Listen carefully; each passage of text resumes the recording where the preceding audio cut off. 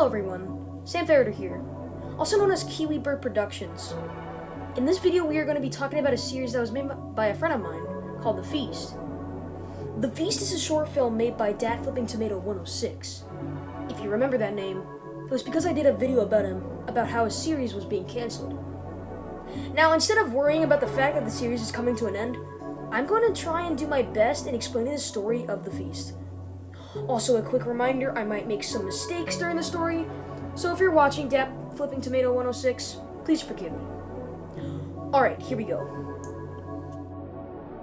Another quick reminder is that the voice acting and acting in general is not that good, but I had a blast watching this series, and I hope you do too.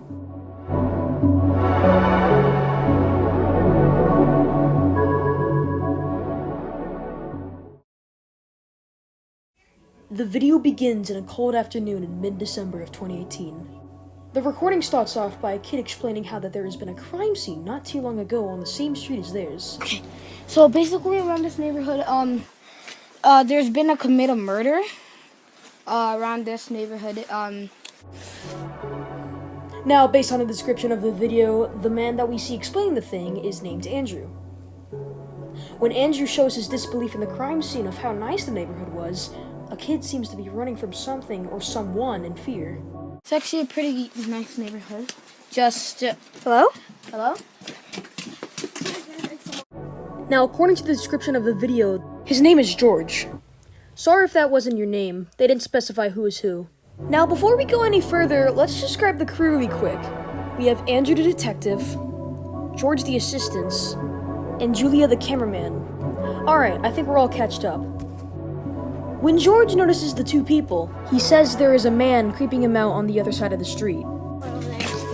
Because I see something there that's not good at all. When the cameraman tells him what he was using, he explains that he is burying something, and the thing that he is burying is quite bloody. What was he using? Well, he's burying something that it's kind of bloody. Being the smartest people on Earth, they walk towards the man. The man introduces himself and asks how their day was.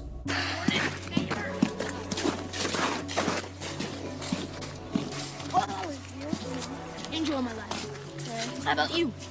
Nothing really. However, when Andrew tries to question him about what he was burying and if he can see what's under it, the man denies and assures him that the burial and the house is fine.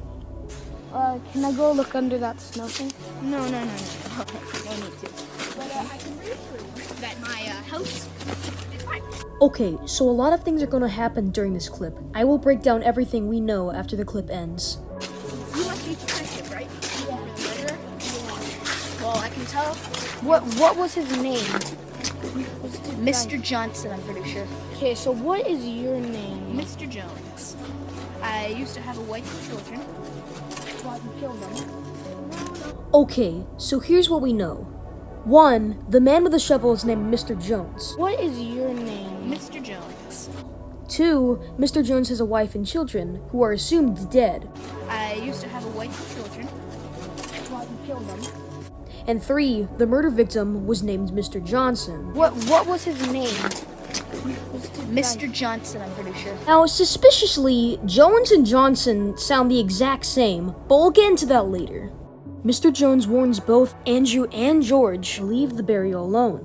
Before he leaves, though, Andrew smears a little bit of the blood from the shovel onto his gloves and scans it to see who the blood was from. I just got the blood. It's in my pocket right now.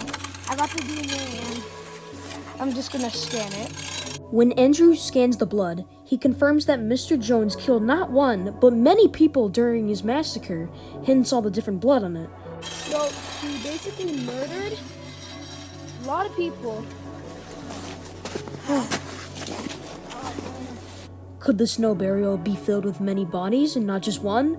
Hopefully we can find out soon. My personal theory is that all the bodies in the burial is not only Mr. Johnson, but also the wife and kids that are assumed dead. After the massacre discovery, the people follow Mr. Jones and try to seek more answers, but just as they reach the corner, Mr. Jones beats Andrew with a shovel.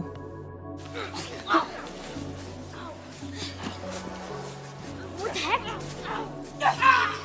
I just go for... As soon as George notices that Andrew is being beat up, they run. Run. Don't take any chances. Just when they think they're safe, Mr. Jones approaches them, telling them that there is something interesting over here that they need to see. Julia and James agree with it, but take extreme caution.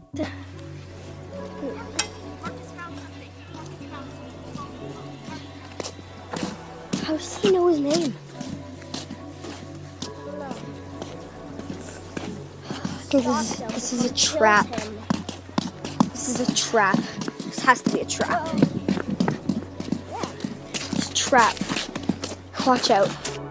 But just as they turn the corner, Mr. Jones attacks George with a shovel, beating him up until he dies.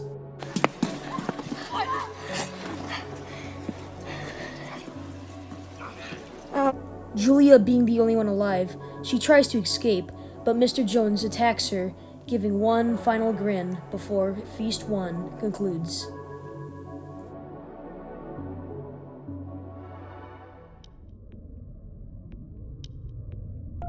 Feast 2 was uploaded a month after Feast 1, on January 6, 2019. Feast 2 is a lot longer than Feast 1, so there's going to be a lot more details we can uncover once the video starts. Feast 2 raises a lot more mysteries about what is going on, and there are honestly more questions than answers in the video.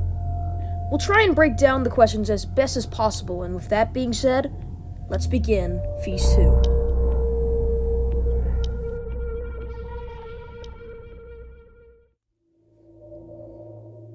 This video begins with Andrew waking up from a nightmare, the nightmare most likely being the Feast 1 video.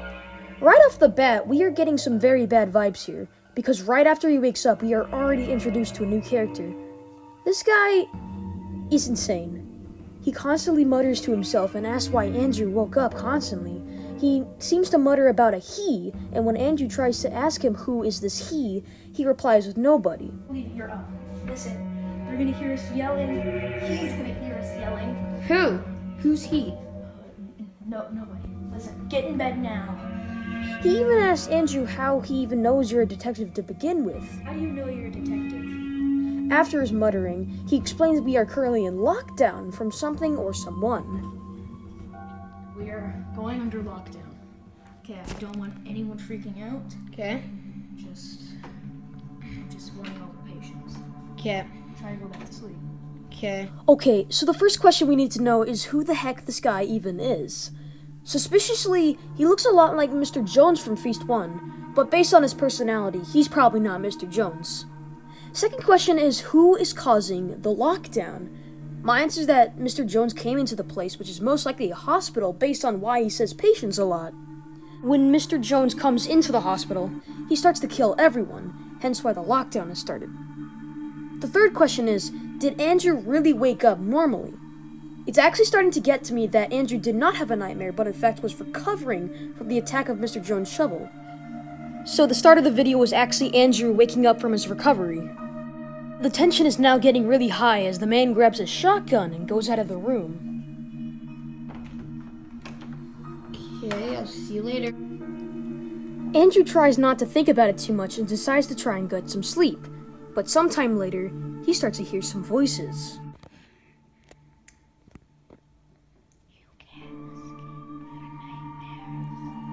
What was that? When he tries to investigate the voice, he finds that the shotgun had been laying on the floor right next to his doorway, presuming that the mysterious man is now dead from that he. Shotgun. Wait. Is the... Get in the room as quickly as you can. After being in that room for quite some time now, he decides to take a risk and goes outside and tries to get some help. But just as he reaches the corner, a man comes by and is probably the man that caused the lockdown. This is definitely not Mr. Jones. This is a completely different thing. He has blood on his mask, probably the blood from the mysterious man and the other patients. However, looking at his clothing and the side of his face, it is possible that this is actually Mr. Jones, just in a mask. But we'll find that out later. Eager to win, Andrew takes out his shotgun and tries to shoot the murderer. However, the shotgun never had any bullets to begin with. Time to die, you asshole. Frick, I'm out of ammo. Darn it, I'm screwed. Best acting, 10 out of 10. Thinking he's safe, he runs back into the hospital and tries to get some shut-eye once again. However, just as he goes to sleep, something attacks the poor man.